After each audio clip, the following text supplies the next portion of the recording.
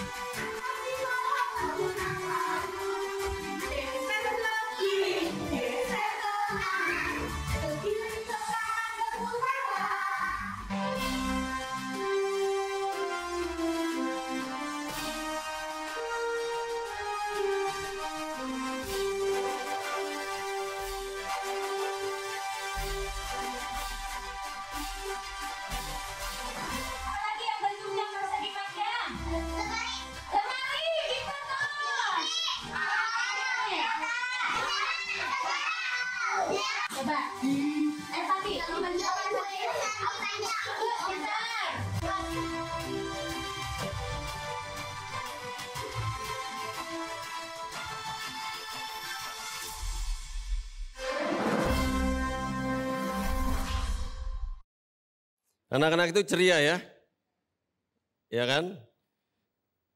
Mereka dari keluarga yang sederhana. Ada yang tinggalnya hanya sama nenek, orang tua udah pisah, itu biasa tuh. Single parent biasa, ntar papa kemana nggak tahu, ada yang ditinggal ya kan. Ada yang mamanya pergi pagi dia belum bangun, ntar dia pulang dia tidur mamanya belum pulang ya. Itu banyak dari keluarga-keluarga yang umumnya susah. Tapi kalau kita lihat anak-anak ini semua ceria, semuanya berkemampuan. Dan kami banyak juga siswa yang ABK ya, anak berkebutuhan khusus. Ya kami terima. Banyak juga tidak punya akte lahir. Tapi kami tetap membekali mereka dengan agar mereka bisa calistung. Apa itu calistung Bapak Ibu? Baca tulis hitung, pinter. Ya, itu modal besar untuk nanti sekolah di SD kelas 1. Ya. Nah mereka ini susah tapi mereka ceria. Jadi saya bilang sama Pak Tommy, kalau ada jemaat yang merasa susah hidupnya, ya merasa paling malang sedunia, kirim aja kunjungan ke sekolah-sekolah kami. Ya, nanti pulang akan merasa, aduh bersyukur lagi masih banyak yang lebih susah. Ada amin Bapak Ibu? Ya, ini ragu-ragu nih. Kalau amin ntar dikirim beneran pada takut ya. Jadi ya udah, kalau nggak mau dikirim udah merasalah paling beruntung sedunia. Halo, amin?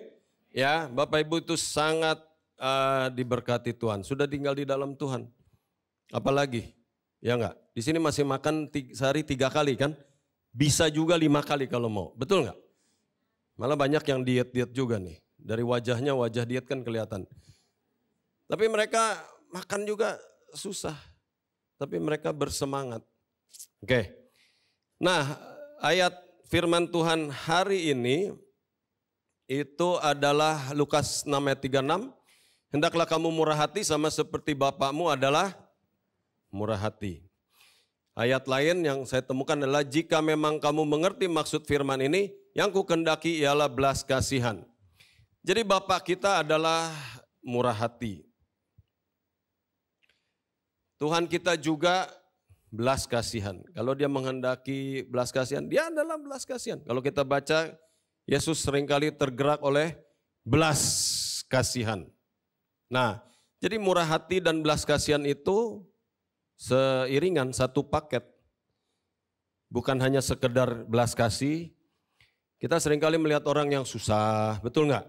Atau video yang mengenaskan. Terus komentar kita bilang apa? Aduh kasihan ya. Begitu kan ya? Tapi habis itu kita jalan terus saja. Lagi nyetir ya kan, aduh kesian tuh ya, anak pemulung, ngorek sampah, belum makan, aduh kesian ya. Udah lewat aja, terus kita mau makan apa nih? Oh ke mall yuk, ke mall. Habis ibadah kita ke mall. Ya kan, nah itu kurang lengkap. Belas kasihan harus ada outputnya. Harus ada langkah nyatanya. Inilah yang dilakukan oleh Tuhan kita. Mari kita baca bersama-sama, 2, 3. Oleh karena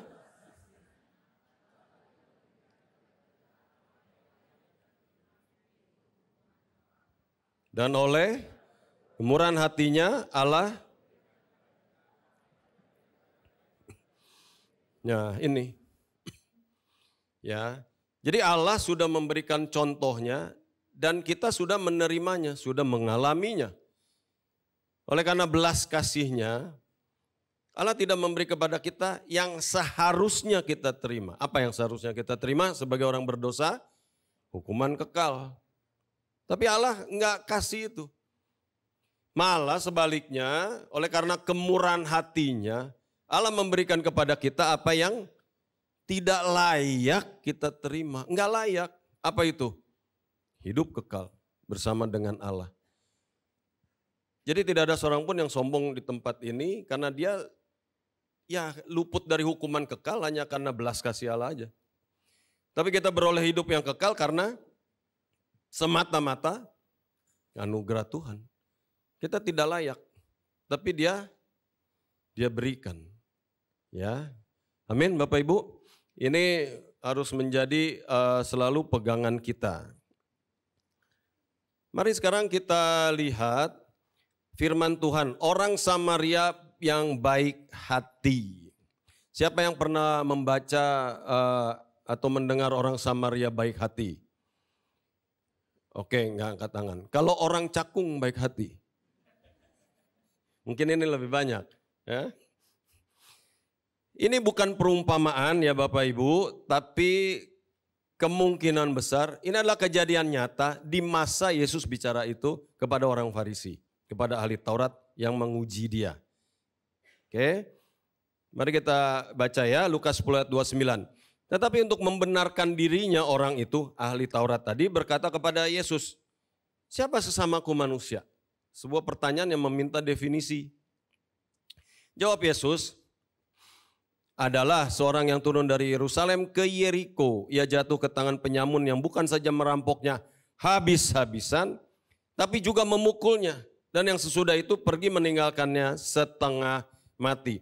Jadi Bapak Ibu, dan antara Yerusalem, ini Yeriko, jalannya ini berkelok-kelok ya, dan banyak gua tempat orang bersembunyi. Biasanya perampok sembunyi di situ. Jadi jalannya ini tidak terlalu aman ya.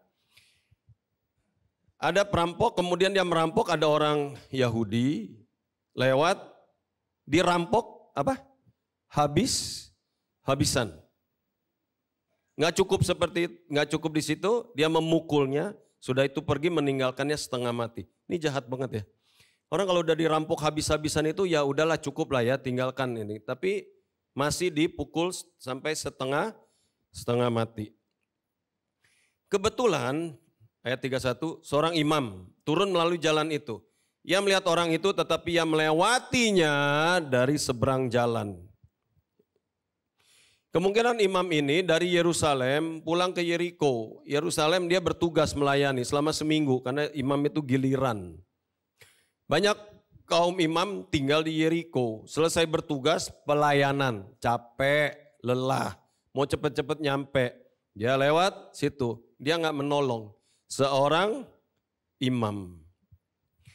Demikian juga seorang Lewi datang ke tempat itu. Ketika ia melihat orang itu, dia lewatin juga dari seberang jalan. Orang Lewi ini itu bertugas juga di bait Allah. Imam bagian dalam yang banyak pernak-perniknya.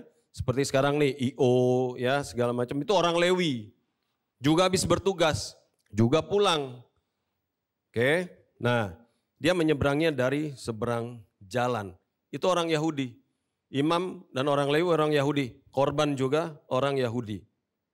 Lalu datang seorang Samaria. Sedang dalam perjalanan ke tempat itu ketika ia melihat orang itu tergeraklah hatinya oleh belas kasihan. Bapak Ibu harus mengerti di dalam benak orang Yahudi, orang Samaria itu tidak dianggap. Mereka memusuhi, mereka menghindari, mereka tidak mau berurusan dengan orang Samaria. Mereka menganggap rendah karena orang Samaria ini adalah campuran orang Yahudi perkawinan dengan bangsa lain. Enggak murni. Orang Yahudi itu menganggap dirinya sangat tinggi. Menganggap rendah orang Samaria. Ya. Tapi sekarang Yesus mengatakan ada orang Samaria yang sedang dalam perjalanan lalu tergeraklah hatinya oleh belas kasihan. Ya, Bapak Ibu, jadi orang ahli Taurat ini bertanya, siapakah sesamaku manusia? Jadi Bapak Ibu, bagi orang Yahudi, Bapak Ibu dan saya itu bukan manusia. Mereka tidak menganggap orang bukan Yahudi itu manusia. Yang namanya manusia sesama itu adalah orang Yahudi aja.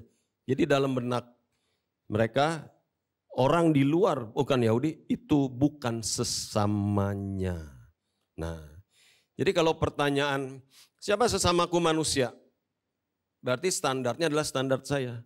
Bapak Ibu menjadi sesama saya kalau memenuhi standar saya. Nah, jadi jelas kalau bukan orang Yahudi ya bukan sesama lah.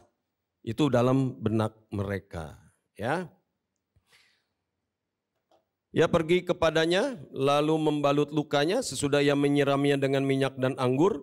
Kemudian ia menaikkan orang itu ke atas keledai tunggangannya sendiri lalu membawanya ke tempat penginapan dan merawatnya. Keesokan harinya ia menyerahkan 2 dinar kepada pemilik penginapan, katanya rawatlah dia, kalau kau belanjakan lebih dari ini, aku akan ganti waktu aku kembali. Siapakah di antara ketiga orang ini menurut pendapatmu adalah sesama manusia? Dari orang yang jatuh ke tangan penyamun itu. Perhatikan jawaban orang ahli Taurat ini. Dia bahkan tidak mau menyebut Samaria itu keluar dari mulutnya. Dia berkata apa? Orang yang telah menunjukkan belas kasihan kepadanya. Apa susahnya sih bilang aja orang Samaria. Betul nggak? Praktis kan? Tapi enggak. Dia nggak mau menyebut nama Samaria. Tapi dari sini kita belajar. Siapa yang menjadi sesama? Orang yang telah menunjukkan belas kasihan kepadanya. Kata Yesus kepadanya apa? Pergilah dan perbuatlah itu. Ya, Bapak Ibu sudah paham? Paham ya? Siapa yang boleh angkat tangan paham? Oke, pergilah dan perbuatlah itu. Ibadah selesai.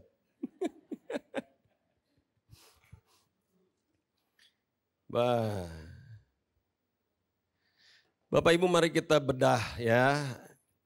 Orang Samaria itu memberi contoh kepada kita bahwa belas kasihan itu perlu ada outputnya. Belas kasihan itu perlu apa? Ada outputnya, tindakan nyatanya. Mari kita lihat.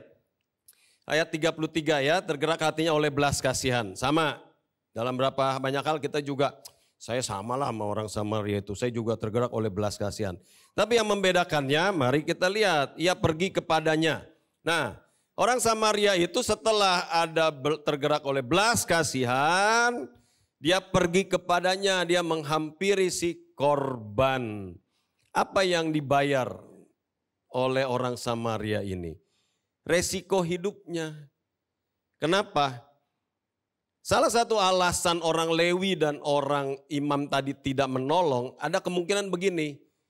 Kalau dia nolong, itu perampok masih sembunyi. Dia akan menjadi korban berikutnya. Nah, ada kemungkinan begitu. Jadi dengan kata korban ini sebagai apa? Umpan. Jadi kalau dia berhenti, nah itu perampok itu mungkin masih sembunyi. Jadi si orang Samaria ini mempertaruhkan resiko hidupnya dengan dia menolong korban. Itu pertama yang dia bayar. Apalagi waktunya.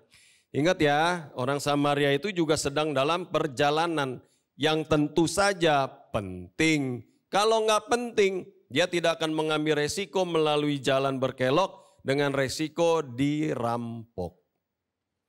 Jadi dia membayar dengan resiko hidupnya dan waktunya. Lalu membalut luka-lukanya. Ini ada upaya untuk membalut.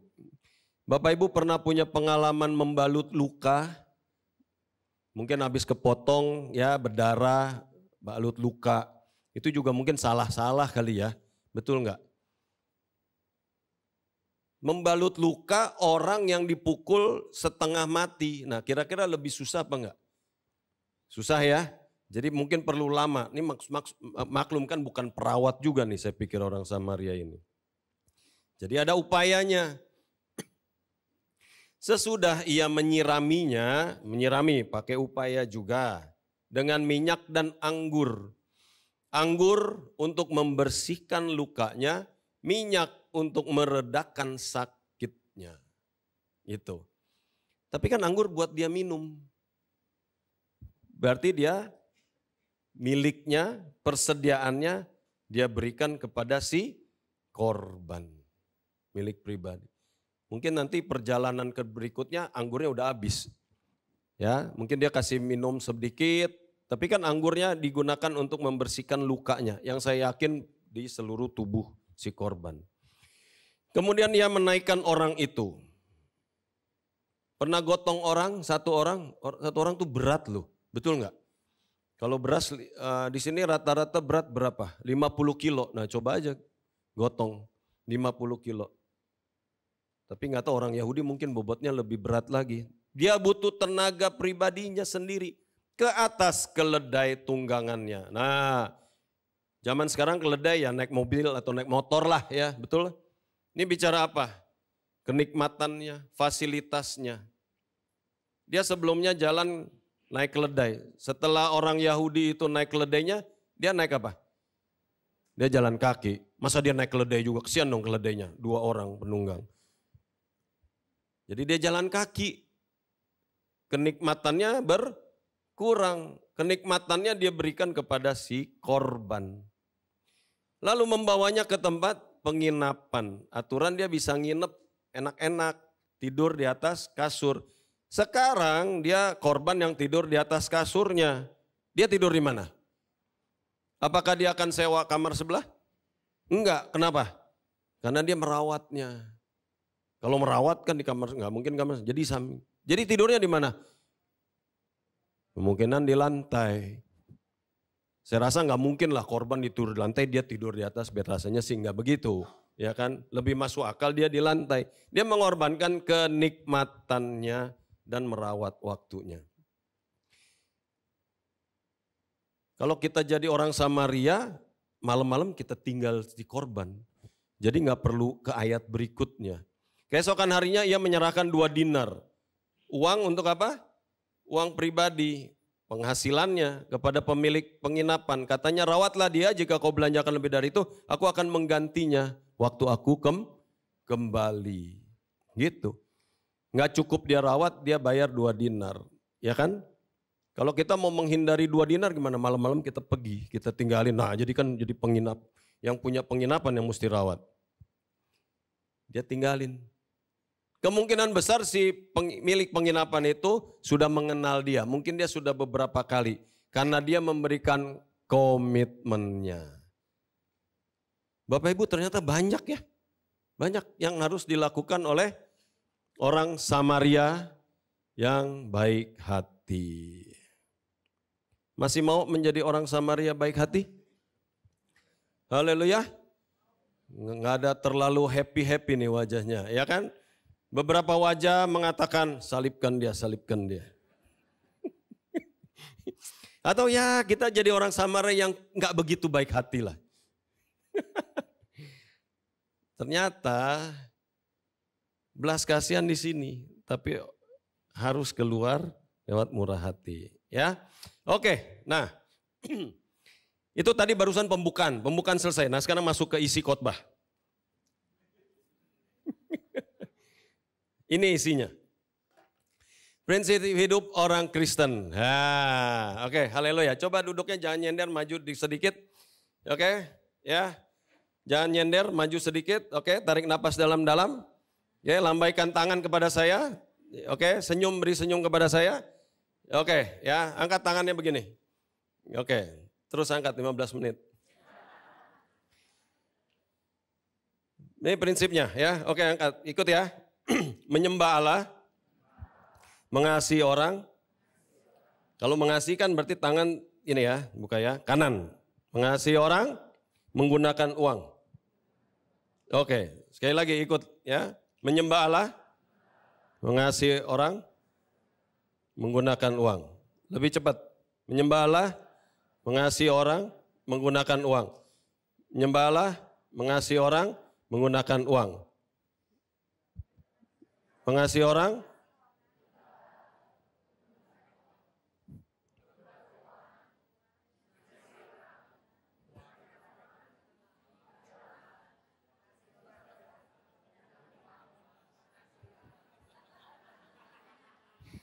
udah hafal?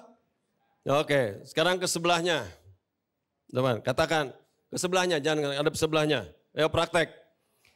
Menyembah Allah, mengasihi orang, menggunakan uang. Mengasihi Allah, menggunakan orang, mengasihi uang. Sudah hafal? Ragu saya jawabannya. So, maaf ya, tadi kebaktian 1 itu lebih senior saya lihat dari itu. Oh mereka cepet, masa kalah sih kebaktian 2? Ini kan lebih muda, bener? Oke, sekali lagi.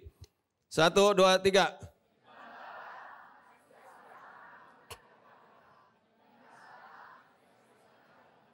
Awas nih.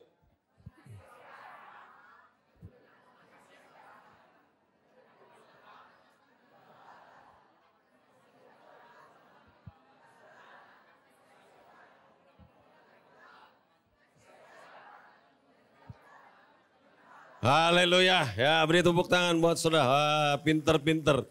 Nah begitu dong, jadi nanti kalau ketemu yang dari 1, saya nggak kalah loh dari kamu kemarin.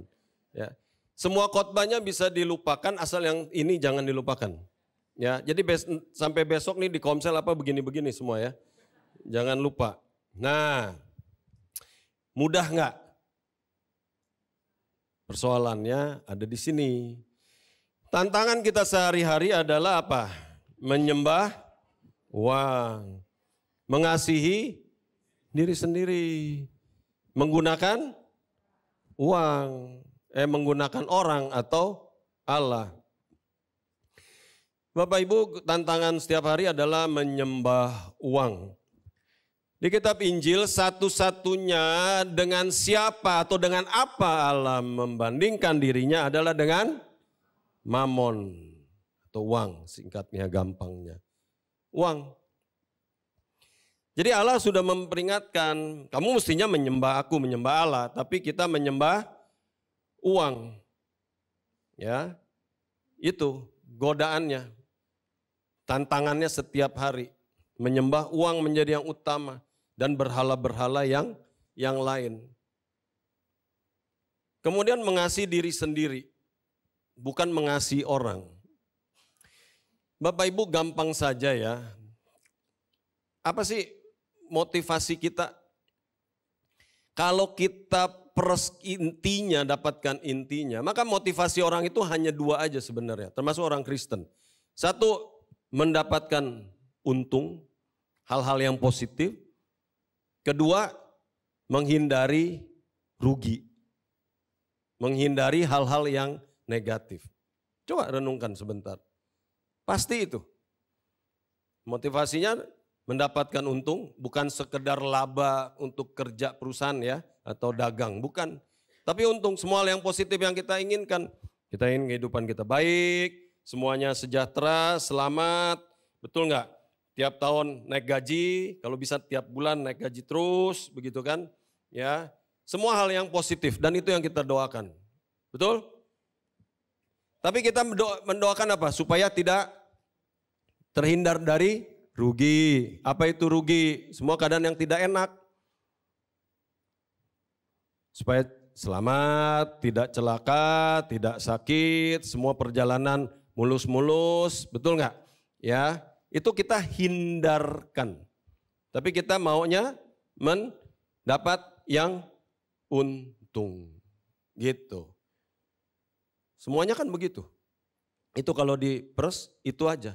Nah, oleh sebab itu sumber stres, takut, khawatir, cemas juga dari 2 hal itu. Apa? Kita akan cemas kalau kita mendapat kerugian dan tidak mendapat keuntungan. Nah, itu aja. Kita jadi stres, cemas, khawatir. Aduh, besok bagaimana ya? Aduh, besok bagaimana ya? Aduh, bisnis bagaimana ya? Begitu.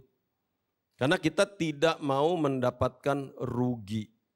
Kita maunya mendapatkan selalu untung. Nah, kita mengasihi diri sendiri. Godaan begitu besar untuk mengasihi orang lain. Di Amsal dikatakan, ada Amsal ayat mengatakan si lintah, tahu lintah ya, yang mengisap darah. Punya 2 anak. Namanya siapa? 1 untukku, 2 untukku. Nah, si Lintah punya 5 anak. Siapa namanya? Yang pertama untukku, yang kedua untukku, yang ketiga untukku juga, yang keempat untukku, kelima, wah pinter sekali ya. Kasih tahu sebelahnya, saya lihat kamu udah di jalan yang benar. Si Lintah mau punya anak 10 semua namanya untukku. Oleh sebab itulah Tuhan bilang barang siapa mau mengikut aku dia harus apa?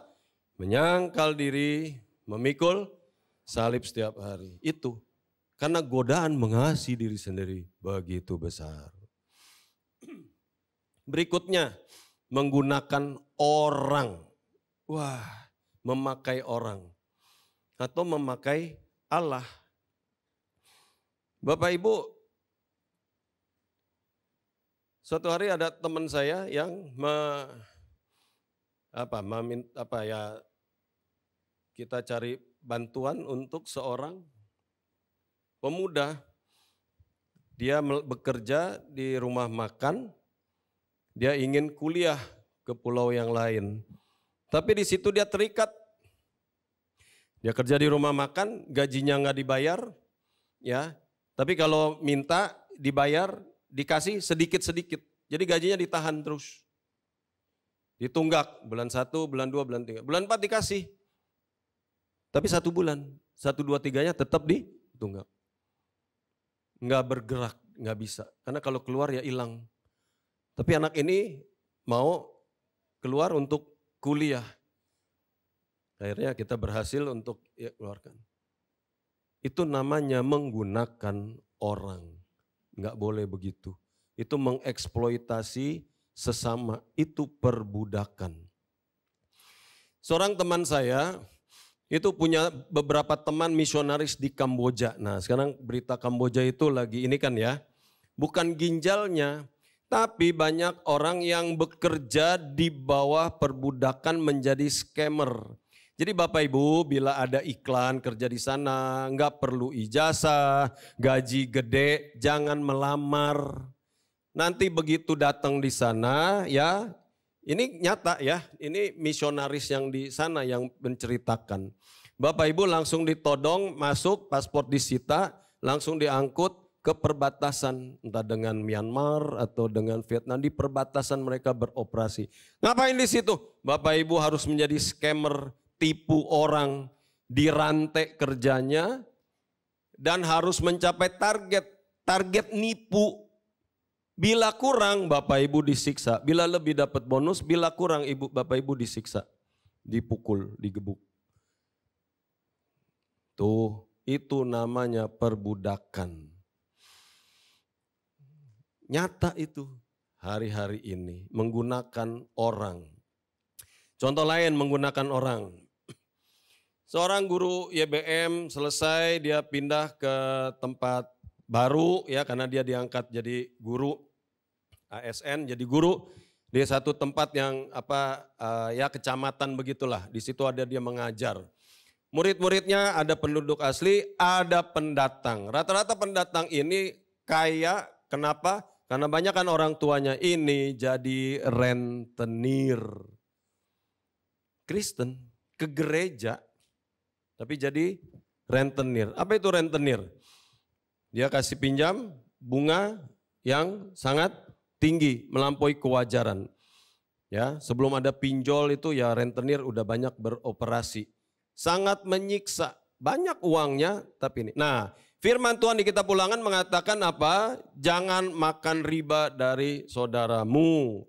Jadi iseng-iseng saya tanya, coba saya pengen kebenaran firman Tuhan ini. Itu gimana tuh yang dari keluarga rentenir itu? Hancur Pak.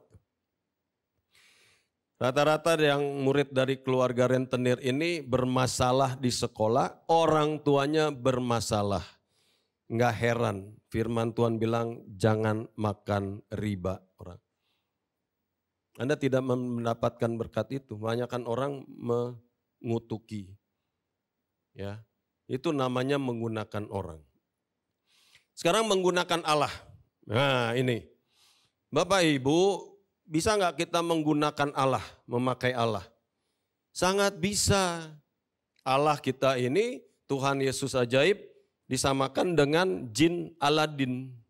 Pernah dengar cerita Aladin? Ketemu apa tuh? Teko ya, digosok, jinnya keluar. Hei Aladin mau apa? Mau makanan hebat, mau makanan yang banyak, yang lezat. Sreng, langsung. Wah, saya mau terbang ke sana, jinnya bawa. Kita seringkali menggunakan Allah untuk kepentingan kita. Dulu sebelum kita kenal Tuhan Yesus, kita sembah berhala, bawa minyak satu kaleng, ya ayam putih dan menyogok, ya kan? Bawanya cuma ayam putih sama minyak satu kaleng, tapi minta mau jadi miliarder. Bisa, nah itu kan nggak masuk di logika. Berhalanya cuma disuap ayam putih, ya kan, benda-benda begini disuap. Kok bisa sih dia jadi bikin kita jadi miliarder? Kan nggak masuk di akal. Tapi orang hebat. Ya, dia nggak tahu dia kena kutuk. Nah, sesudah bertobat, percaya Yesus, masuk gereja. Ini nyaman ya Bapak Ibu ya. Ingat penderitaan waktu di ruko di JGC? Ya ada? Ya. Di sini nyaman nih, sampai nggak mau pulang kata Pak Tommy ya, karena nyaman. Nah, saya kasih tahu bagaimana caranya kita tahu orang itu menggunakan Allah. Nah, ini rahasianya, ya. Dari doanya. Dari doanya. Nah, besok kan ada mesbah pagi ya. Mesbah pagi ikut, ada yang berdoa kan? Nah, dengerin aja doanya. Tuhan, tolonglah anak saya begini, tolonglah ponakan saya di luar negeri begini, tolonglah studinya, tolonglah ininya begini, ya kan? Udah ngomong keluarganya panjang lagi. Aduh, ya, yang lain tinggal matiin Zoom terus dia tidur lagi. Ini doa terus panjang. Nah, dengerin aja doanya. Semuanya doanya untukku. Nah, itu dia menggunakan Allah. Ada haleluya? Nah, mulai besok ke mesbah nggak ada yang berani berdoa. Berdoa untuk perluasan kerajaan Allah. Emang nggak boleh kalau mendoakan anak, keluarga? Boleh, tapi kalau itu menjadi prioritas nomor satu dan selalu kalau berdoa selalu begitu, ya salah dong prioritasnya. Nggak pernah mendoakan jiwa-jiwa, nggak mendoakan bisnis kerajaan Allah agar lebar, agar banyak orang diselamatkan. Nggak pernah mendoakan itu. Semua menjadi seperti silintah, untukku dan untuk. Itu menggunakan Allah. Ya, saya sudah melihat wajah-wajah penuh pertobatan. Ya, tidak akan lagi menggunakan Allah, tapi menggunakan uang. Oke, sekali lagi tes tangannya. Ayo, ya siap. Menyembah Allah, mengasihi orang. Pak, terbalik Pak. Nah begitu, mengasihi orang, menggunakan uang. Sekali lagi. Lebih cepat.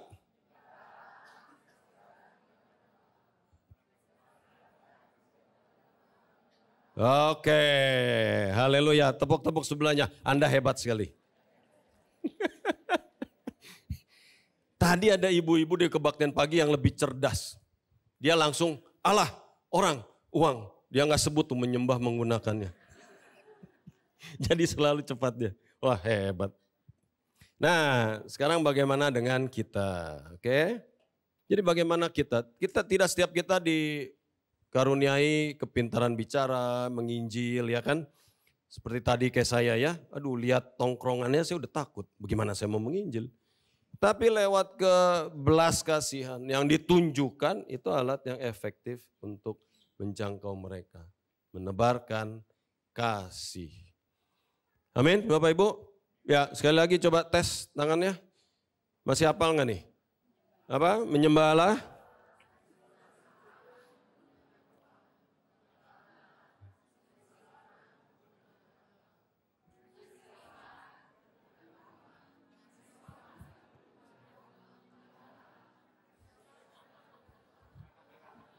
Haleluya, beri tepuk tangan buat Tuhan kita ya. Yuk mari saya undang kita bangkit berdiri. Kita dedikasikan, kita minta kemurahan Allah, belas kasihannya.